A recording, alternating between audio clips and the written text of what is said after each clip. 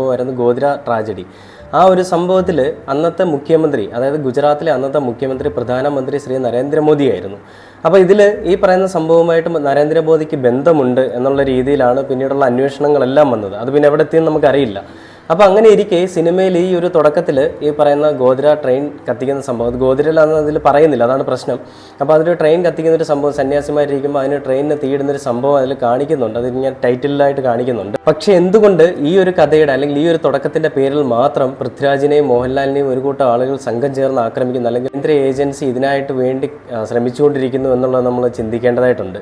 അപ്പോൾ ഈ പറയുന്ന കൊള്ളരുതായ്മകൾ കാണിക്കുന്നതിന് കുഴപ്പമില്ല, തന്തയില്ലായ്മയ്ക്ക് കൂട്ടി നിൽക്കുന്ന, അല്ലെ തന്തയില്ലായ്മ ചെയ്യുന്നതിന് കുഴപ്പമില്ല. ആരെങ്കിലും അതിനെപ്പറ്റി ചോദ്യം ചെയ്യുമ്പോഴാണ് ഇവർക്ക് കുരു പൊട്ടുന്നത്. സംഘപരിവാർ അല്ലെങ്കിൽ BJPക്ക് കുരു പൊട്ടുന്ന ഇത്തരം സാഹചര്യങ്ങളിൽ ഈ നമ്മുടെ രാജീവ് ചന്ദ്രശേഖരൻ പറയുകയുണ്ടായി. ആദ്യം പറഞ്ഞു സിനിമ കാണാൻ പോകുന്നു, പിന്നീട് പറഞ്ഞു സിനിമ കാണാൻ ഞാൻ പോവില്ലെന്ന്. ഇവൻ്റെയൊക്കെ വിചാരം ഇവന്മാർ കണ്ടില്ല